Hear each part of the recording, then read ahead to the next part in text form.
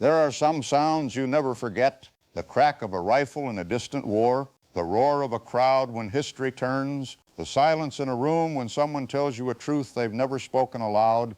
But the sound I remember most, the one that still finds me in quiet moments decades after that night, is Ella Fitzgerald's voice breaking in the middle of a sentence. Not on stage, not in front of thousands, but alone in a small dressing room in Chicago when she thought no one important was listening. It was February 9th. I was there covering a story that had nothing to do with music, a political convention, one of those endless gatherings where men in smoke-filled rooms decided the fate of campaigns and careers. But the convention had recessed for the evening, and someone, I can't remember who, said Ella was performing at the Blue Note, a club on the north side where the Chicago wind hit you like a fist when you walked outside. I went because I needed to remember why I loved this country. Not the politics of it, not the machinery, but the soul of it. The parts that couldn't be argued or legislated, the parts that existed in the spaces between the headlines. What I didn't know was that I was about to witness something I'd carry for the rest of my life, a moment when one of America's greatest voices would show me the weight she'd been carrying all alone, hidden behind a sound so pure it made you believe in grace. That night changed how I understood fame and pain and the price some people pay to give the rest of us beauty.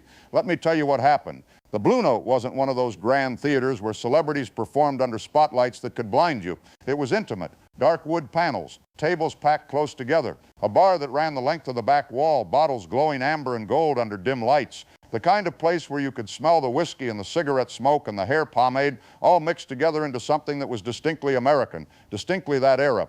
I arrived late, around 10 o'clock. The cold outside was brutal, Lake Michigan sending wind through the streets like it was punishing the city for being there. Inside was warm, almost too warm, thick with bodies and breath and anticipation. Ella was already on stage. I'd heard her before, of course, on the radio, on recordings, once at a benefit concert in New York, where she'd performed with such precision it felt almost mathematical, but nothing prepared me for hearing her in a room that small, where there was nowhere for the sound to hide, nowhere for her to hide behind. I sat at a corner table with a glass of bourbon I barely touched. I wasn't there as a reporter that night. I was there as a man who needed to be reminded that beauty still existed in a world that seemed determined to forget it. Between songs, Ella would smile and thank the audience with a graciousness that felt genuine. She didn't perform at us. She performed for us. There's a difference. One is about ego, the other about service. Ella was always in service to the music, never the other way around. The set ended around midnight. The crowd applauded, not the wild applause of people who wanted to be seen applauding, but the deep, grateful applause of people who just received a gift they knew they didn't deserve. Ella bowed, thanked everyone again, and disappeared through a door beside the stage. I should have left. I had an early meeting the next morning, but something held me there. Maybe it was the music still hanging in the air. Maybe it was the bourbon finally reaching my bloodstream. Or maybe it was something I can only explain in hindsight, the sense that the evening wasn't finished with me yet. The club started to empty, coats pulled on, scarves wrapped, couples walking out into the Chicago night arm in arm, humming melodies they'd just heard. The bartender began washing glasses. A waitress counted her tips at a corner table, moving her lips silently as she calculated. I stood to leave, buttoning my coat, when a young man appeared beside me. He looked like he belonged backstage, casual but purposeful. "Mr. Cronkite?" Miss Fitzgerald asked if you might have a moment. I was surprised. I didn't think she knew I was there. "Of course," I said. He led me through that side door, down a narrow hallway with exposed pipes and peeling paint, the parts of these places the audience never sees. The glamour ends at the stage door. Behind it is just tired walls and concrete floors and the smell of old coffee.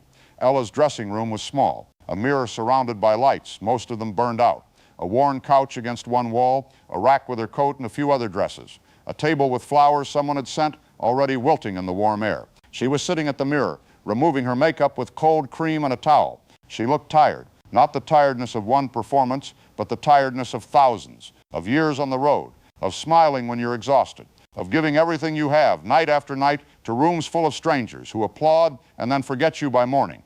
"Mr. Cronkite," she said, standing to greet me. Her voice in conversation was different from her singing voice, lower, more textured, with a slight rasp that came from decades of use. "Thank you for staying. I hope I'm not keeping you." I assured her she wasn't.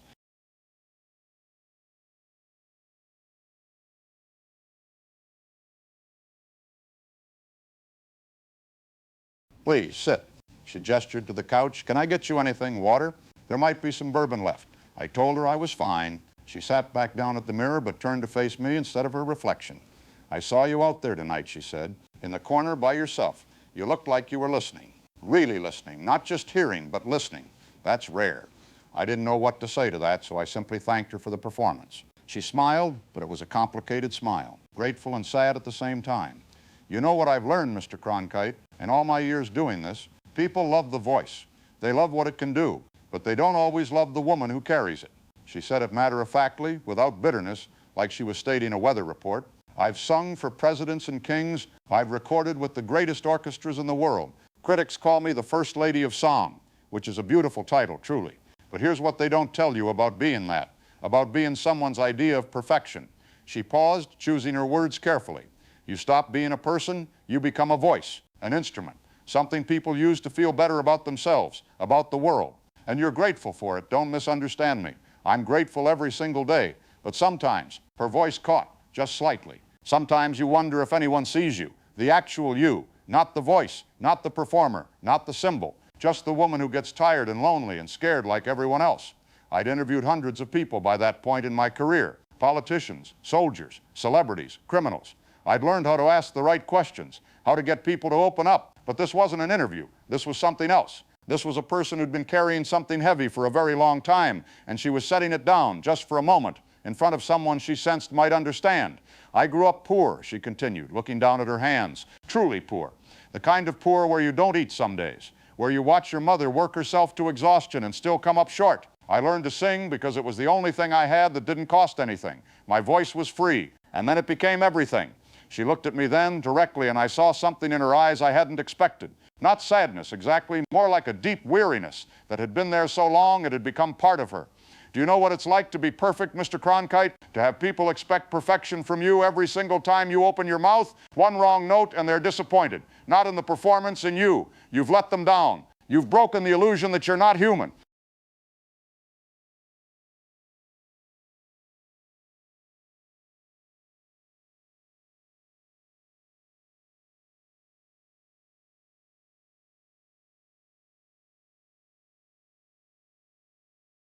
I thought about my own work then, about sitting behind a desk every evening, delivering news to millions of people who trusted me to tell them the truth, about the responsibility of that. But I also knew my burden was different from hers. People forgave me if I stumbled over a word or looked tired. They didn't forgive Ella for being less than extraordinary. I don't mean to complain, she said quickly, as if worried she'd said too much. I have a blessed life, I know that. But sometimes I just want to tell someone who might understand that it's heavy, carrying everyone's expectations, being strong for everyone else, never being allowed to break. The room was very quiet. From somewhere in the building I could hear muffled voices, laughter. The club cleaning up, the city continuing outside, indifferent to our conversation. Why are you telling me this? I asked gently. She smiled again, and this time it reached her eyes. Because you're Walter Cronkite. Because millions of people trust you to tell them the truth every night.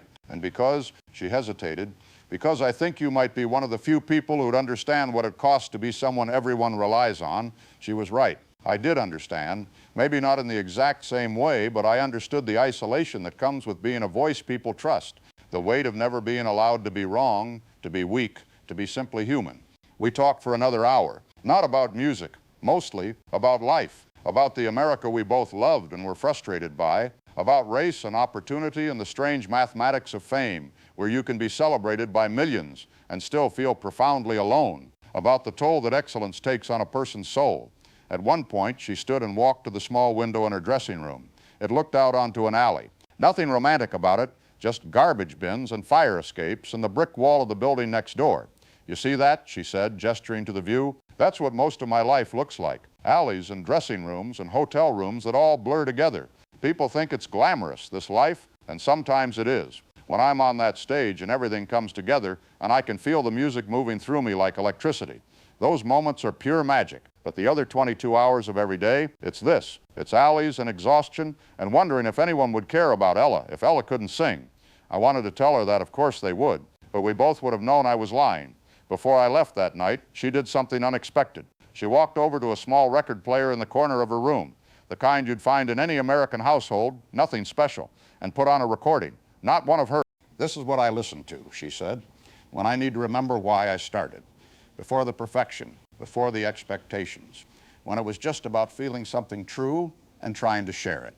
We stood there together, listening to that scratchy recording, and I realized I was being given a gift. Not an interview, not a story, but a glimpse into the private world of someone who'd spent her entire adult life performing for others. When the song ended, she walked me to the door. "Thank you for listening," she said, "really listening." I told her it was my honor, and I meant it. I never wrote about that night, never turned it into a story. Some things aren't meant to be reported. Some things are meant to be remembered, carried quietly, honored in the keeping of them. Ella Fitzgerald died in 19... The obituaries called her the greatest jazz vocalist of all time. They listed her awards, her recordings, her achievements, all of it true, all of it deserved. But when I heard the news, I didn't think about the accolades. I thought about a small dressing room in Chicago, a tired woman looking out a window at an alley, a voice breaking not in song but in conversation, revealing the weight she'd carried alone for so long. We ask so much of our artists. We ask them to be perfect, to uplift us, to reflect our better selves back to us. We rarely ask what it costs them. We rarely wonder about the person underneath the gift. That night I learned something I've never forgotten. The most beautiful voices often belong to people carrying the deepest burdens. And sometimes the greatest gift we can give them isn't applause, but simply the grace of being seen as human. Ella Fitzgerald gave America her voice. That night in Chicago, she gave me something even more precious, her truth, and I've carried it with me ever since.